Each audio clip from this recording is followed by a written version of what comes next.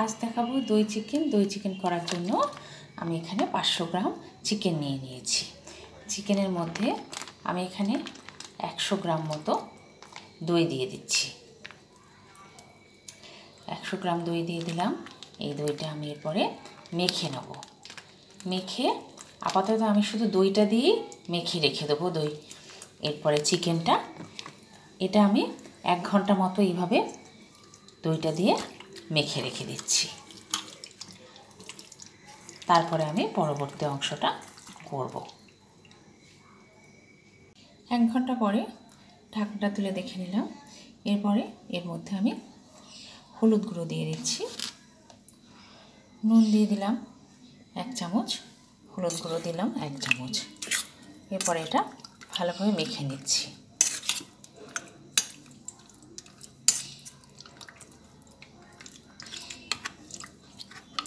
দইটা দেওয়াতে দই থেকে অল্প পরিমাণে জলও বেরিয়ে গেছে।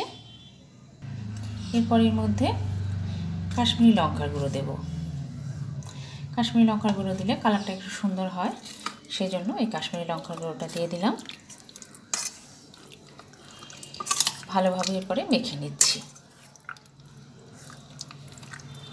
এরপরে কড়াইতে তেল বসিয়ে এই চিকেনগুলো একটা একটা করে দিয়ে তেলের মধ্যে দিয়ে ভেজে নেব। মেখে নিলাম। এরপরে আমি কড়াইতে তেল দিয়ে দেবো। 1 ঘন্টা ম্যারিনেট করে রাখার পরে কড়াইতে তেল দিলাম, দিয়ে এক এক করে মাংসগুলোকে ভেজে নেব। গ্যাসের ফ্লেমটা একদম কমিয়ে নিয়ে মাংসগুলোকে দিয়ে দিয়ে মাংসগুলো ভেজে নেব।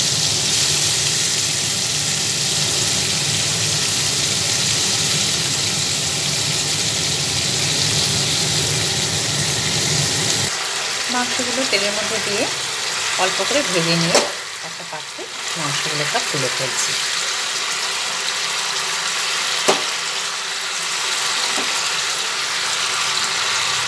কিছুটা করে তেলটা ঝরিয়ে মাংসগুলোকে তুলে ফেললাম।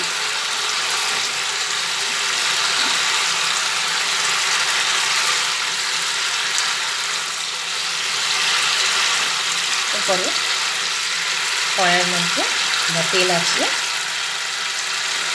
তার মধ্যে এখানে পেঁয়াজ দিয়ে দিচ্ছি।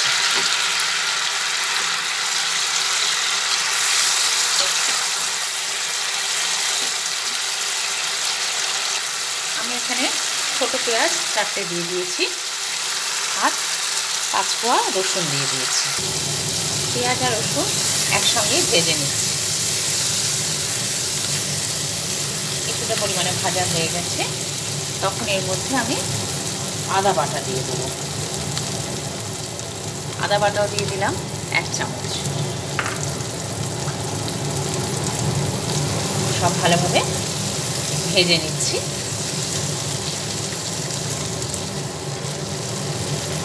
আদার যাতে কাঁচা গন্ধটা না বেরোয় সেটা দেখতে হবে, এমনভাবেই ভেজে নিতে হবে। এরপরে যে বাটিটার মধ্যে চিকেনটাকে ম্যারিনেট করেছিলাম সেই বাটির সেই দইটা এর মধ্যে ঢেলে দিলাম।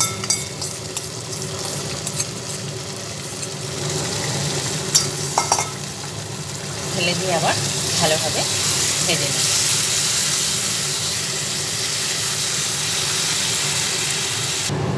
কষিয়ে নিতে নিতে এর মধ্যে আমি 3টে কাঁচা লঙ্কা দিয়ে দিলাম। কাঁচা লঙ্কা 3টে দিয়ে আবার একটু ভালোভাবে কষিয়ে নিচ্ছি। এরপরে যে মাংসটা ভেজে রেখেছিলাম সেই মাংসটা এর মধ্যে দিয়ে দিলাম। মাংসটা দেওয়ার পরে আবার ভালোভাবে নাড়াচাড়া করে নিচ্ছি। আপনারা এই পদ্ধতিতে দই চিকেন করে দেখবেন, দই চিকেনের স্বাদই আলাদা হবে। আর যদি আমার এই রান্নাটা ভালো লাগে অবশ্যই লাইক, শেয়ার এবং কমেন্টস করে আর সাবস্ক্রাইব করে আমার পাশে থাকবেন।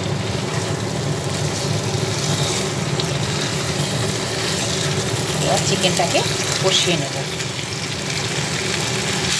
চিকেন কষিয়ে নিতে নিতে এর মধ্যে থেকে তেল বেরিয়ে গেছে। এরপরে যে বাটিটাতে চিকেনটা রেখেছিলাম সেই বাটিটা দিয়ে এর মধ্যে জল দিয়ে দেবো।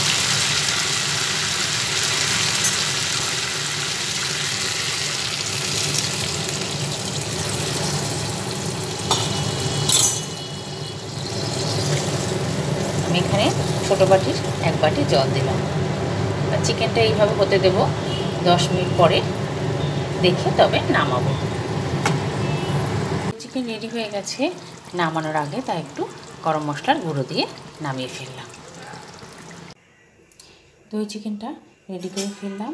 এরপরে এটা একটা পাত্রে এক এক করে ঢেলে নিচ্ছি। একটা পাত্রে ঢেলে নিলাম।